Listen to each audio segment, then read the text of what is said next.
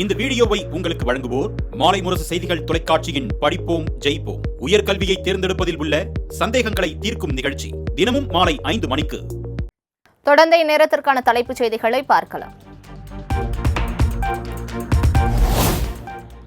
பாம்பனில் கடலின் நடுவே 550 கோடி ரூபாய் மதிப்பீட்டில் கட்டப்பட்டுள்ள புதிய ரயில் பாலத்தை திறந்து வைத்தார் பிரதமர் மோடி. ராமேஸ்வரம் தாம்பரம் இடையே புதிய ரயில் சேவையையும் பிரதமர் மோடி கொடியசைத்து தொடங்கி வைத்தார்.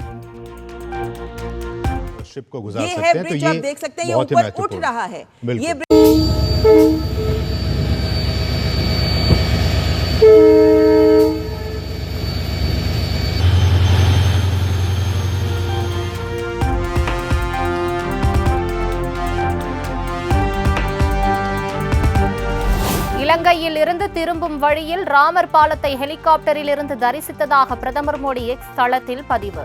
அயோத்தியில் சூரிய திலகம் நடைபெற்ற அதே நேரத்தில் தற்செயலாக தரிசனம் கிடைத்ததாக நிகழ்ச்சி.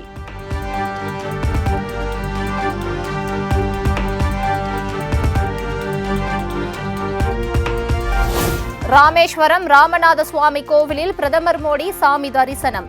கோவில் நிர்வாகம் சார்பில் பிரதமருக்கு பூரண கும்ப மரியாதை.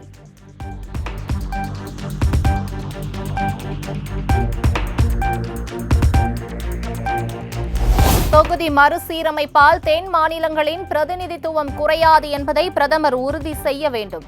தொகுதி மறுசீரமைப்பில் தமிழ்நாட்டு மக்களுக்கு ஏற்பட்டுள்ள அச்சத்தை பிரதமர் மோடி போக்க வேண்டும் எனவும் முதலமைச்சர் மு.க. ஸ்டாலின் வலியுறுத்தல். கேட்க விரும்புவது, தமிழ்நாட்டு மக்களுக்கு ஏற்பட்டுள்ள நியாயமான அச்சத்தை நீங்க போக்கணும். தென் மாநிலங்கள் உள்ளிட்ட மக்கள் தொகையை கட்டுப்படுத்தின மாநிலங்களோட தொகுதி விழுக்காடு குறையாது என்கிற உறுதிமொழியை தமிழ்நாட்டு மண்ணில் நின்று நீங்க வழங்கணும்.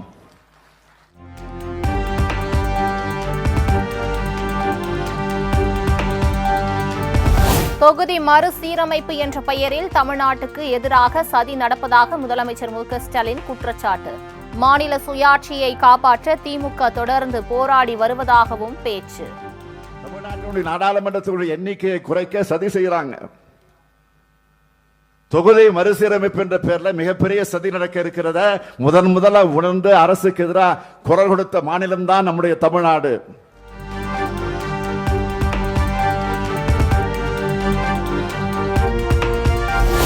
நீட் விலக்கு அறிவித்தால்தான் கூட்டணி என பாஜகவிடம் சொல்ல எடப்பாடி பழனிசாமி தயாரா? முதலமைச்சர் மு.க. ஸ்டாலின் சவால். உண்மை. நான் கேட்கிறது, இப்ப கேட்கிறேன், நீங்க அப்பா ஆதரிச்சிட்டீங்க, அனுமதிச்சிட்டீங்க, அதை விட்டுருவோம். இப்ப நான் கேட்கிறது, கூட்டணியில் இருந்து போவோம், கூட்டணியில தேர்தலை சந்திச்சப்போம் நீட் விலக்கு வேணும்னு ஏன் நீங்க பாஜக கிட்ட நிபந்தனை விதிக்கல?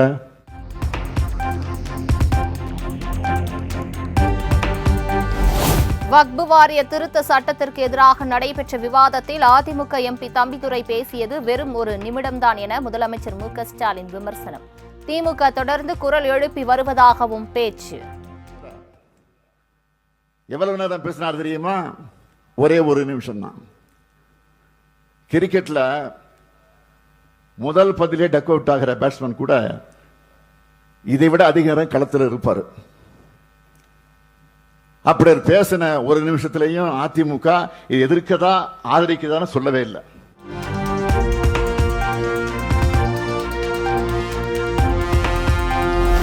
நீலகிரி மாவட்டத்தில் 6 புதிய அறிவிப்புகளை வெளியிட்டார் முதலமைச்சர் மு.க. Stalin. Multi level car parking, வீடில்லாதோருக்கு கலைஞர் நகர் திட்டத்தில் வீடு, பழங்குடியின அருங்காட்சியகம் உள்ளிட்ட திட்டங்கள் அறிவிப்பு.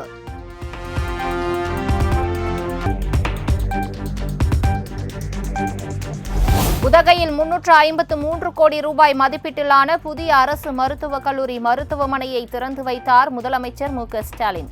மருத்துவமனையில் ஏற்படுத்தப்பட்டுள்ள நவீன வசதிகளையும் முதலமைச்சர் கேட்டறிந்தார்.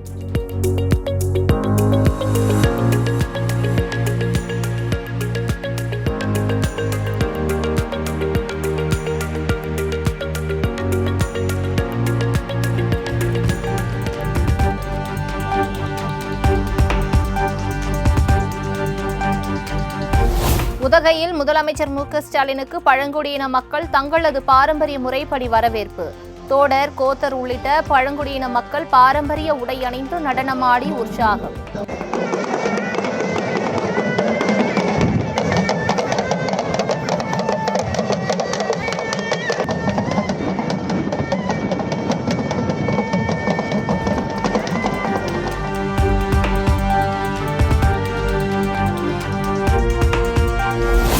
பிரதமரின் பயணத்தை அடுத்து 14 தமிழக மீனவர்களை இலங்கை அரசு விடுவிக்க உள்ளதாக தகவல். முதலில் 11 மீனவர்களை விடுவிப்பதாக அறிவித்த நிலையில் மேலும் 14 மீனவர்களை விடுவிக்கிறது இலங்கை அரசு.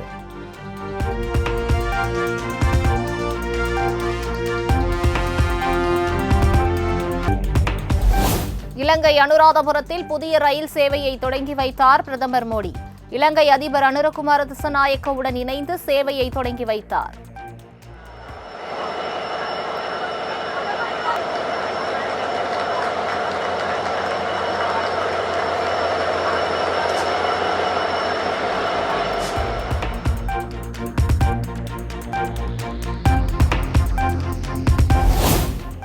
இலங்கை போதி ஆலயத்தில் பிரதமர் மோடி வழிபாடு.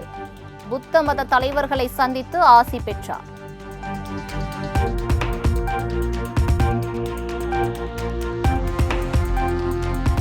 பிரதமர் மோடி தமிழகம் வருகையை எதிர்த்து காங்கிரஸ் கட்சி சார்பில் தமிழகத்தின் பல்வேறு இடங்களில் கருப்பு கொடி ஆர்ப்பாட்டம். தமிழக மக்களின் குரலுக்கு செவிசாய்க்க மறுக்கும் மக்கள் விரோத போக்கினை மத்தியிலும் ஆளும் பாஜக கைவிட வேண்டும் என முழக்கம்.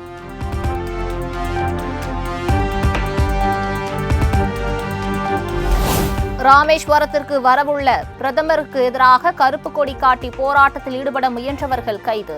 கருப்பு கொடி பலூன்களை கைப்பற்ற முயன்றபோது இரு தரப்பினருக்கும் இடையே தள்ளுமுள்ளு ஏற்பட்டதால் பரபரப்பு.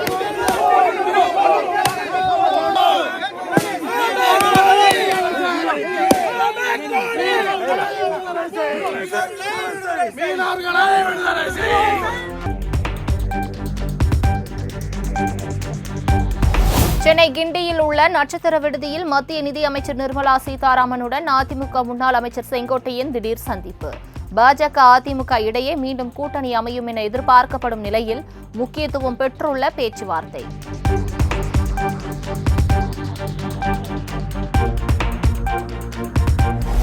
செங்கோட்டையன் நடவடிக்கைகள் குறித்து விரைவில் எடப்பாடி பழனிசாமி பேசுவார் என அதிமுக செய்தி தொடர்பாளர் வைகை செல்வன் பேட்டி. செல்வாக்கு இல்லாதவர்கள் பற்றி பேச விரும்பவில்லை என செங்கோட்டையன் தொடர்பான கேள்விக்கு பதில்.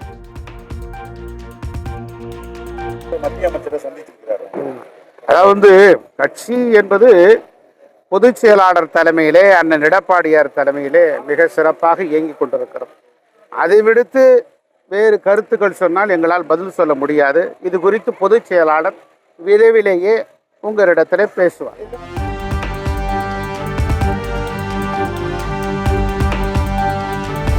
சென்னையில் மத்திய நிதியமைச்சர் நிர்மலா சீதாராமனுடன் 16 பாஜக மாவட்ட தலைவர் முக்கிய ஆலோசனை. தமிழக பாஜக தலைவர் தேர்வு தொடர்பாக டெல்லி பாஜக தலைமை தீவிரம் காட்டி வருவதாக தகவல்.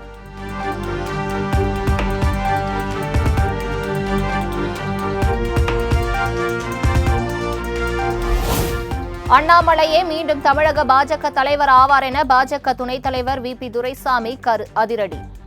அகில இந்திய தலைமை என்ன முடிவெடுத்தாலும் அதற்கு நாங்கள் கட்டுப்படுவோம் எனவும் பேட்டி. அண்ணாமலை மீண்டும் தலைவராவார் என்பதை உங்கள் மூலமாக நாட்டு மக்களுக்கு தெரிவித்துக் கொள்ள கடமைப்பட்டிருக்கிறேன்.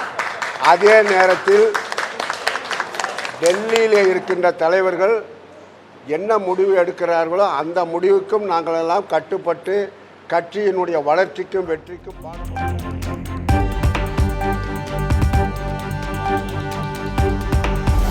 வங்கக்கடலில் 48 மணி நேரத்தில் குறைந்த காற்றழுத்த தாழ்வு பகுதி உருவாக வாய்ப்பு. தென்கிழக்கு வங்கக்கடல் பகுதியில் நிலவும் வளிமண்டல மேலடுக்கு சுழற்சி தாழ்வு பகுதியாக மாறும் என கணிப்பு.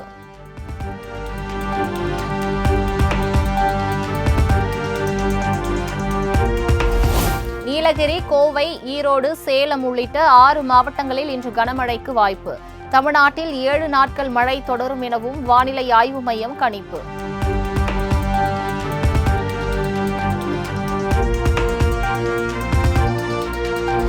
நாடாளுமன்றத்தின் இரு அவைகளிலும் நிறைவேற்றப்பட்ட வக்பு சட்ட திருத்த மசோதாவிற்கு குடியரசுத் தலைவர் திரௌபதி முர்மு ஒப்புதல்.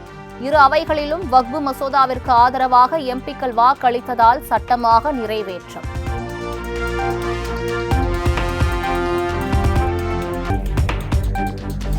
அமைச்சர் மா சுப்பிரமணியனுக்கு எதிரான நில அபகரிப்பு வழக்கில் உச்சநீதிமன்றத்தில் கேவியட் மனு. தங்கள் தரப்பு கருத்தை கேட்க கோரி பார்த்திபன் என்பவர் மனு தாக்கல்.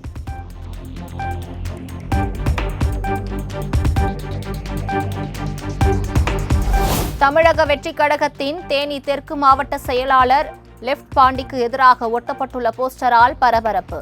பணம் வாங்கிக் கொண்டு பதவி வழங்குவதாக லெப்ட் பாண்டி மீது தாவேகா நிர்வாகிகள் அடுக்கடுக்கான குற்றச்சாட்டு.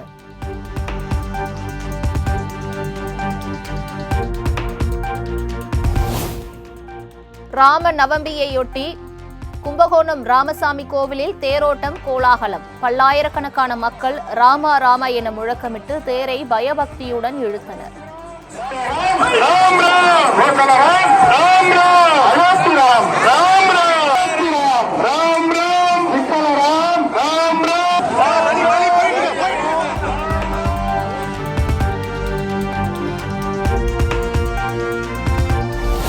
விடுமுறையை முன்னிட்டு திருவண்ணாமலை அண்ணாமலையார் கோவிலில் குவிந்த பக்தர்கள் சுமார் 3 மணி நேரத்திற்கும் மேலாக காத்திருந்து அரோகரா முழக்கம் எழுப்பி வழிபாடு.